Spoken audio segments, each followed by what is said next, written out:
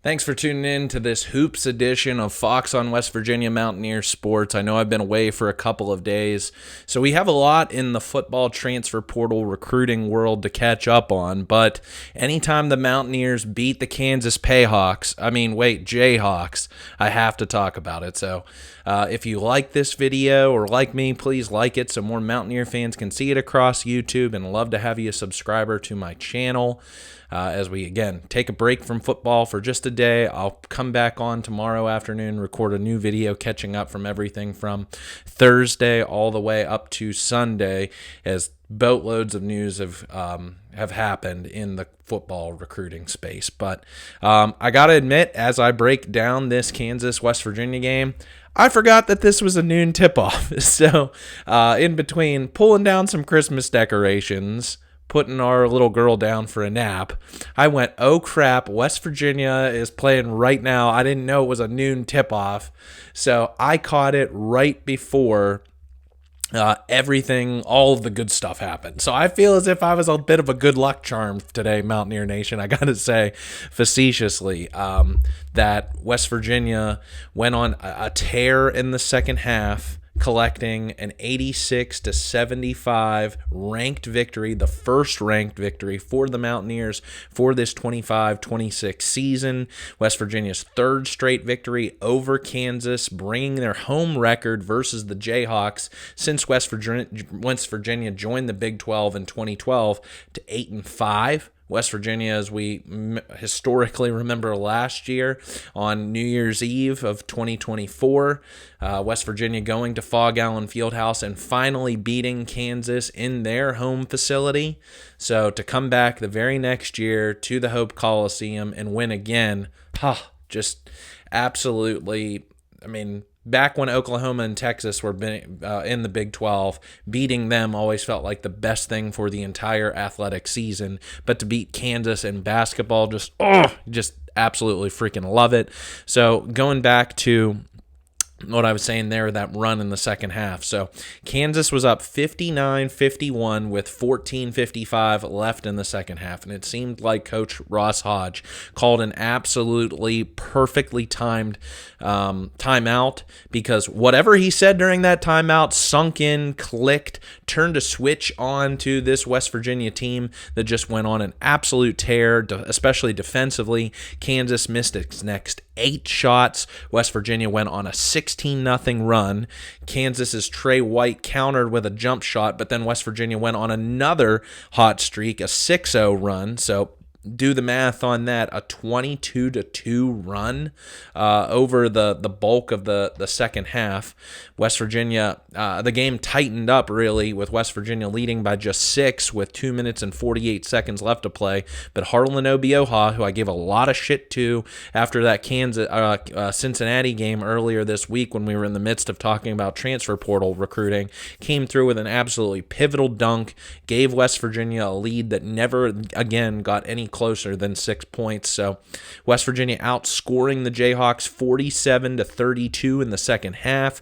West Virginia outshot the Jayhawks from the floor at 48% and hit 12 threes on the day. Out-rebounded Kansas. West Virginia limited its turnovers to just 9. Just an absolutely fantastically played game by the old Gold and Blue. Still only went 74% from the free throw line, so I'd like to see that percentage as a team get closer to 80, but I'll still take it for how well West Virginia shooting 48% as a team against Kansas. Just historically how good Kansas has been as defensively as a team. That's fantastic. This was the most points scored that West Virginia's had in regulation against a Power 4 opponent for the season. So I'm not considering, I'll consider Power 5 of the Big East with Xavier. You can go back to that Ohio State game. West Virginia scored 88, but that was in a double overtime contest. So West Virginia, just phenomenal shooting, scoring the ball. as a team. Honor Huff tied for the game high with Darren Peterson of Kansas, 23 points, also had 7 rebounds at his 5'10 frame. Brendan Lorient second on the team with 18 points, 6 assists, and I'm really proud of Brendan Lorient staying in the contest, not fouling out, picked up his 4th foul with I think around still 5 minutes left to play in this game.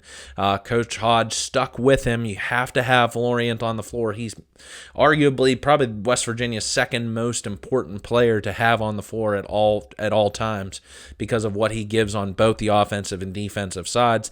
And then another player who I gave a lot of shit to on Tuesday and have kind of since that Ohio State game, Trey Eaglestaff. 12 points, 4 rebounds, 2 assists.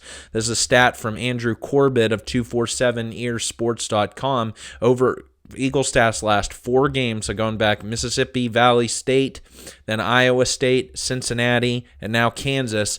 He's averaging 12.7 points per game, 5.5 rebounds per game, and shooting 42% from 3. That's what we want. That's what he's being paid for. That is exactly what this team needs if it's going to contend in the Big 12 Conference and try to get to the NCAA tournament. You need Trayson Eaglestaff from a scoring perspective.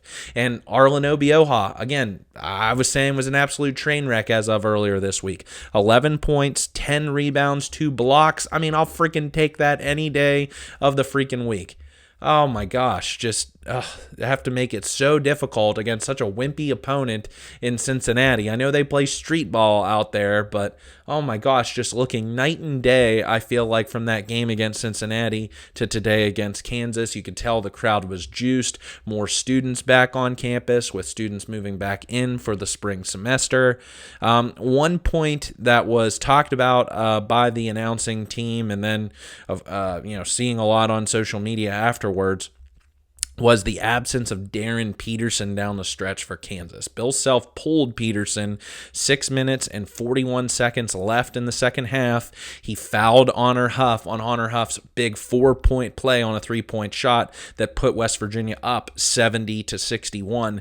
Didn't bring Peterson back into the game until 2 minutes and 21 seconds when West Virginia was up 9. He immediately came in and hit a 3, cut the lead, bringing Kansas's deficit to 7 points. But I just think Coach Bill Self has another head case on his team. I saw that he was in the, I think, like respects of Michael Beasley and some of the best ever in the Big 12 Conference in scoring the basketball within his first, I think, like 20 games as a member of the Jayhawks of any Big 12 team. I think like Blake Griffin was in that group alongside Michael Beasley. I can't remember the name I saw the other day, but I just think that he is almost self-managing himself, self-coaching, however you want to say it, dealing with some sort of a cramping issue that I've never heard of before. I think he's one of these guys that's already thinking about the NBA before it's even the end of the regular season. So just add this to the 2-year line that Coach Bill Self had with some of these players that are are pretty much divas. They're head cases that can be a little bit cancerous to the teams. I really do think a couple of years ago Hunter Dickinson just broke Bill Self. You can just tell from his body language, his face. He looks like he's aged 10 years in the last 2. That he doesn't walk into a building. You don't see him on the sidelines as, happy and joking and, beating his chest and in the way that I feel like he used to whenever Kansas was one of the, half dozen schools around the program who were offering buku bucks to prospective players. So now that the Payhawks aren't the only team that can pay players, that Kansas is not as this ferocious Goliath anymore. I think that while I'm so very impressed by now that this spans through 3 head coaches for West Virginia in the Big 12, Bob Huggins to Darren DeVries, now to Ross Hodge, that it seems like, especially when West Virginia is at home, West Virginia really rises to the occasion. I think the same could be said for West Virginia in football whenever it played Texas, that West Virginia just comes alive whenever Kansas comes to Morgantown and finally got its, I know it was just one whole team, none of the players returned, so it was just maybe it could be a blip on the radar of winning winning at Fog Allen Fieldhouse last year. But it just seems like West Virginia is not intimidated by Kansas whatsoever. I don't know if there was a bit of an intimidation factor in a 20-some point loss to Iowa State last weekend, but West Virginia was able to move on from that quickly, win against Cincinnati on Tuesday, and now come through with a big win. And it just goes to show how ferocious West Virginia's fans are in the Hope Coliseum. That whenever that arena is rocking, I'm telling you, it can make it one of the most intimidating places in college basketball, and Coach Ross Hodge believes that. So great effort on his part from a coaching staff, coaching standpoint today. I think the players rose to the occasion. I think the fans showed out for an early tip-off on early Saturday morning in early January. So the biggest question, and going back to what I was saying about blips on the radar, I think that's the biggest question for moving forward. Is this just an aberration, or is this the beginning of good things to come for this West Virginia basketball team for this year? So now 11-5, 2-1 in Big 12 play. This is that tough gauntlet stretch. Talked about this a week or so ago when I was previewing Iowa State, that these first 3 weeks of January were no frickin' joke when it came to one of the hardest stretches of schedules of any team in the country. So Iowa State, Kansas. Now Tuesday they go to a ranked Houston Cougars team. Next Saturday they come back to the Hope Coliseum to take on Colorado, who I know there were none of these players on the team last year, but I hope looking for some sort of revenge for losing to these Buffaloes in the Big 12 tournament game, play-in game last year, and that's what knocked out West Virginia's chances to get to the NCAA tournament. Now again, none of these players were around, so probably don't have any memory or even thinking about that. But as fans, I want West Virginia to get revenge on those guys, and Colorado is yet to play in Morgantown in basketball. Arizona State next Wednesday, January 21st, and then the number 2 team in the country, the University of Arizona in Tucson. So that's one of West Virginia's 2 road back-to-backs for the season. You kind of like having that a little bit earlier in January, as you're getting. I know it's like, okay, who cares about academics and everything, but you're into the early portions of the semester. You're getting into the kind of wearing the tread off the tires in Big 12 play. This is before the dog days, I feel like, of late February and March, when you're trying to finalize your regular season resume for postseason play. So this is where West Virginia really needs to cut its teeth. I feel like if West Virginia can win Colorado, Arizona State, give really good efforts against Houston and Arizona, I'll take that. And if West Virginia can pull off one of those road victories, we might be talking about, hey, this team might be back. This team might be finally building something. Feel as if I kind of wrote them off a week or so ago in that loss to Iowa State. Of course, not coming through in the non-conference play with those losses to Clemson, Xavier, and Wake Forest, and Ohio State, but this is where they might be able to turn a page, and if they can make up the difference in Big 12 play, they can be playing in meaningful basketball games in that late February-March stretch.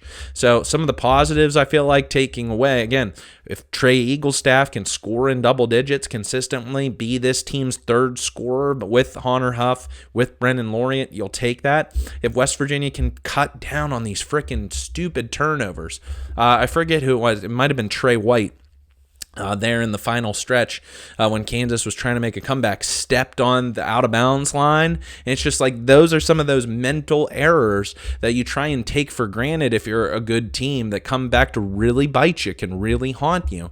And when West Virginia is upwards in double digits worth of turnovers, that's just for a team that's not going to push the ball in transition and try and score the ball easily in that way for easy buckets off defensive stops. It just makes it you're harder on yourself. You're shooting yourself in the foot when you have traveling turnover, stepping out of bounds, just stupid stuff out there, and cutting down on the ticky-tack fouls. So they did a really good job, I feel like, from that perspective, especially Harlan Obioha on this day. Only 2 for the game. I know he only played 20 minutes, but still just getting better with that. If you shoot 48% from the floor, you're going to beat a lot of good teams in this league. So that might have just been, the high watermark from the season from a shooting perspective, but I'll freaking take it. You have your best performance against Kansas because it's always nice to beat those guys. And I just really like this team's team defense. I know that Jasper Floyd is getting a lot of crap from Mountaineer fans. I was giving it a lot to Harlan Obioha, I feel like, and Trayson Eaglestaff. Jasper Floyd is just a really good lockdown defender. I feel like, he has some mental lapses here and there on both ends of the floor, some stupid fouls or stuff here and there, but just really is going to guard your best guard for an opponent, can switch on just about anybody, helps defense, provides help defense really well. So I can understand why Coach Hodge really respects him, wants to stay with him. I just wonder how these minutes are going to be managed. It's fine if he's only going to play 21 8 to 18 for Amir Jenkins, but it's almost like if you could fuse the best aspects of both players' games into one player, man, that would make the point guard that West Virginia really needs, I feel like, to be a force in this Big 12 conference, right alongside Honor Huff if he's your shooting guard, and you don't want to have to make him bring the ball up. So my question marks, I feel like, moving forward, the biggest one that's the most obvious is where's Jackson Fields? Didn't play tonight. I don't know if he's still dealing with the lingering effects of the injury that kept him out for the first 8 games of the season, first 10, something like that. Chance Moore didn't shoot all that efficiently on this day, just 1 for 4 from the field, 3 for 6, so missed 3 free throws on this day, only 20 minutes.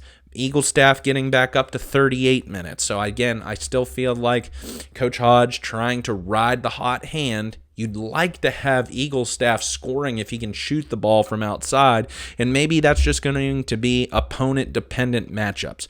If West Virginia needs a slasher, someone who can get into the paint and score tough buckets in the lane, that's Chance Moore's game. He's a bull in the china shop who can rush in for easy putbacks on the offensive glass, whereas Eaglestaff's going to want to try and shoot from the outside. So from that perspective, I'm fine if West Virginia has multiple options at that 3, the small forward, and it seemed like today West Virginia went with more Eaglestaff than Chance Moore. And then DJ Thomas getting 13 minutes. I just trying to feel how West Virginia's figuring out its front court. If you're going to limit Harlan Obioha to just 20 minutes, it puts a lot of pressure, I feel like, on Lorient if Jackson Fields especially isn't going to be able to contribute. I don't know if he's dealing with an injury or sickness or whatnot, to have to stay on the floor and play major minutes. So I don't know just yet. To answer my own question of, is this the beginning of good things to come, or was just this a one-off?